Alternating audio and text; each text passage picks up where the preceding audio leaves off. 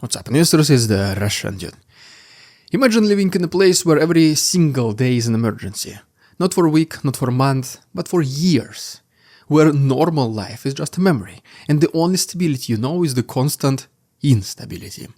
That is Putin's Russia since early 2020. First came the pandemic, then Putin's grand adventure in Ukraine, and together they have trapped the country in a 5-year loop of special situations. And when everything is an emergency, the language changes too. Every government initiative becomes a special operation. Every committee is a special task force. Even delivering water in a truck is now some sort of epic military mission under the sounds of buzzing drones and whistling missiles.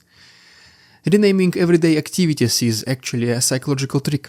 Wrap disaster in heroic jargon, and maybe people will start clapping instead of screaming. Maybe water truck arriving to the station will be seen as T-34 returning from liberated Berlin, not as a truck parking and inviting people to just simply get water. But the truth underneath the whale of imaginary achievements, well, it's ugly. Donetsk is thirsting literally. Reservoirs have dried up, infrastructure is broken beyond repair, and the people who used to fix it are now dead, missing, or stuck at the front lines. Putin's army came to a living city with fully functioning infrastructure and social life, and they left it in ruins, liberated from oppressing Nazis, but in ruins, as they claim it. And nobody even bothered to fix the damage. Our mission is done, as the people of Donetsk are free to live their dream lives, they say. And while locals carry buckets of swamp water up 10 flights of stairs just to flush a toilet, Moscow's TV screens glow with images of water troops arriving to save the day. It is survival dressed up as a glory, suffering painted over patriotic slogans. And nobody dares to question anything, because for most people the war is still somewhere far, somewhere out there. So today, let's talk about the collapse of life in Donetsk, the propaganda theater covering it all up, and how the heroic struggle is really just a masterclass at turning daily misery into state policy. In today's Putin's Russia, even plumbing has to sound like a battlefield. When the chairwoman of the Federation Council, Valentina Matvienko, proudly announces a demographic special task force, it is hard not to laugh. It's the language of an ICU doctor stabilizing a dying patient, or a SWAT team storming a hostage situation. Except here the patient is the country, and the hostage is normal life itself. And the words are no accident. They are chosen to keep people in permanent fight or flight mode. Take the absurd water special task force, for example, sent from Moscow to Donetsk. 33 water trucks, blaring horns like they were some kind of armored personnel carriers about to liberate Kiev. Then they rolled into the town to join the Battle of Donetsk. Well, that is at least the official phrasing. You would think they were delivering tanks, not tap water. Local media called them water troops, as if hauling a few thousand liters could defeat a heat wave and a decade of destroyed infrastructure. But the truth is, Donetsk has not had proper water since Putin's special military operation began. And before you think that's because Ukrainians cut it off, well, it is obviously wrong. For 8 years before 2022, Donetsk water came from Siversky Donetsk-Donbass Canal, ran by Ukraine. 94% of the cities need warm met, the rest from the local reservoirs. But when Russia launched its full-scale invasion, they blew up the pumping stations almost immediately. Whether by design or stupidity, the result was the same. The city's water system was crippled beyond repair. And now, the lakes and reservoirs they rely on are drying up. Some turned into already grassy fields with rusting boats sitting in dirt where the water used to be. So when these so-called water troops arrive, they're not bringing salvation, they're just bringing a photo shoot. Hey, look, we're helping the residents of Donetsk as we promised. Except they did not even need that help, because everything was normal. The disaster is not an accident, it is a direct result of the war. And yet the propaganda sells it as a proof of Russia's care for the Donbass region. It's like setting somebody's house on fire, then handing them a bucket and calling yourself a hero. Surely the Russian propaganda will do everything possible to cover those things up, right? Except that the silent, and in some cases active resistance by the locals started seeping through censorship cracks. Let's talk about how these stories escaped Donetsk for the entire world to see in our next chapter.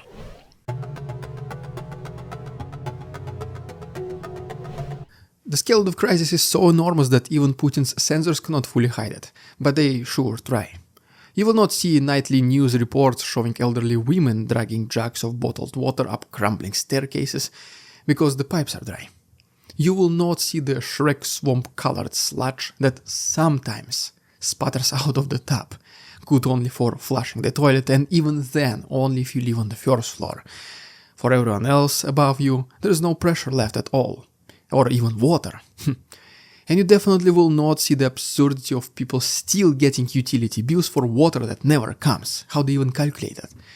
And if you try to dispute it, you are labeled as a traitor paid by the West who spreads fake news. Simple as that. Back in early 2023, the official water schedule in Donetsk was already grim. Only 1 day on and 1 day off, maybe even less than that. Now it's only 4 hours every 3 days, if you're lucky. In reality, it's often nothing. Plastic bags become makeshift toilets. Baths are a luxury reserved for those strong enough to carry dozens of liters from public pumps. And for the elderly, it is a choice between dehydration and collapsing under the weight of water bottles. The collapse is not just about comfort, it's about survival. In summer heat with sanitation gone, diseases lurk in every single drop. But the only time State TV mentions Donetsk water is to praise another convoy of water troops or a flashy pipeline project that somehow never works.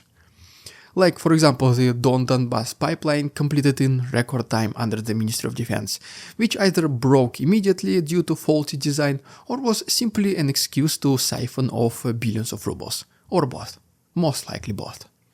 The man in charge, you probably heard about him, Timur Ivanov, who is now serving 13 years in prison, but not for killing Donetsk water supply, of course, but for getting caught stealing too much and not sharing it with the right people. And while the propaganda machine talks about action and heroic resilience, the reality is the city dying in slow motion. The reservoirs are gone, the pipes are broken, the people who could fix them are either in the ground or in Ukraine's crosshairs. Which, by the way, is another huge problem for the locals, since Donetsk news coverage by Russian propaganda only highlights the good stuff as expected. Since Donetsk news coverage by Russian propaganda only highlights the good stuff, the recruitment machine has it easy to steal men for their war efforts, and nobody will ever hear about this happening. At least this is what they thought, because stories like this also reach the ears of other people. Let's talk about this in more details, guys, in our next chapter.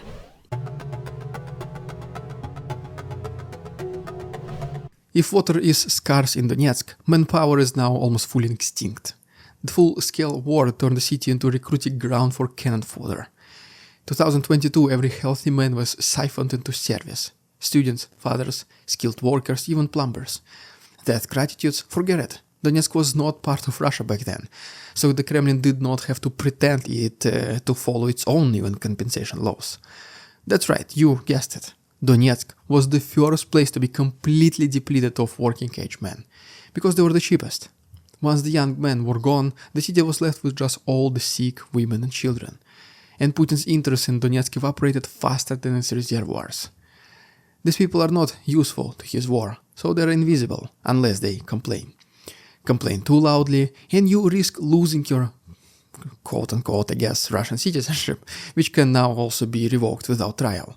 Lose it and you lose your property then. Your home becomes state asset, handed to some loyalist or sold on the auction to, as always you would expect it, to fuel the war effort even more.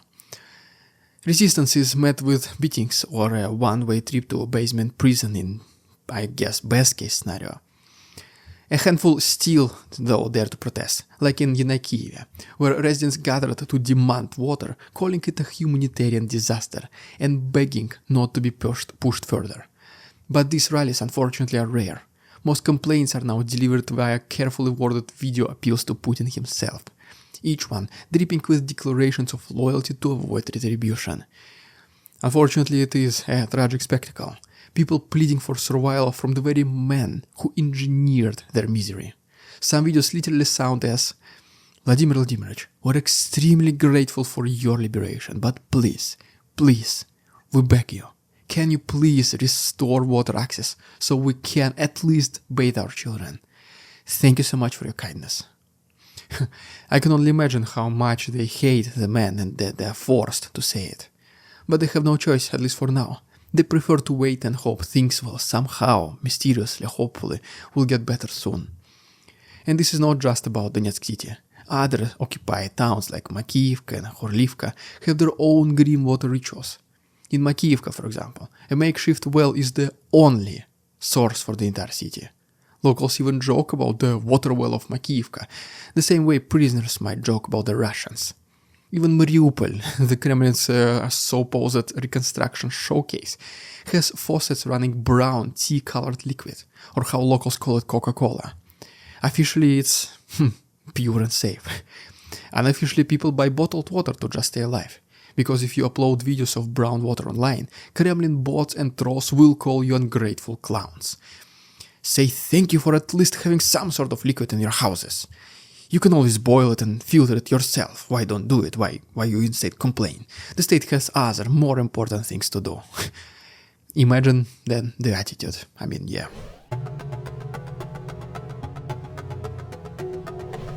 Here comes the real genius, if you can call it that, of Putin's system. He has taken survival, the most basic human instinct, and dressed it up as heroism.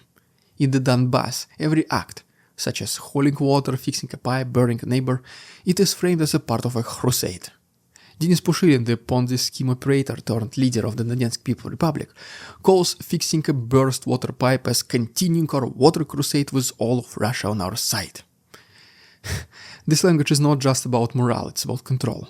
By making every basic necessity a battle, the state positions itself as the commander-in-chief of your daily life. You're not a citizen, you're a soldier in an endless war against everything from Nazis to broken faucets. And because war justifies anything, there is always a reason for why things are bad. The enemy did it, the weather did it, the West did it, never the man in Kremlin who started the war that destroyed infrastructure in the first place. Ironically, Putin's entire career was built on selling stability as a trade-off for freedom. For 2 decades, Russians were told that stagnation was better than chaos. Now, that stability is gone. The sales pitch has flipped. Action is the new mantra. Constant crisis is the proof of vitality, but history and common sense, obviously, well, they both say otherwise. Life thrives in peace, not in permanent emergency state. And yet, thanks to this warped logic, all of Russia is slowly becoming like Donetsk. A place where survival is the only goal, and the government is the gatekeeper to the resources you need to achieve it. Well, there you have it, guys. If you haven't done so already, please subscribe to my channel for more videos like this. If you wish to support our work and help the Russian dude stay independent, you can do so by becoming members on our Patreon. The link is down below. Thanks so much for watching. See you tomorrow. We won't succumb to their tricks, the facade they try to sell. Their twisted words and feeble claims on us all they cannot quell. We see through their lies, their feeble attempts to sway. We do not believe in ridiculous Russian propaganda.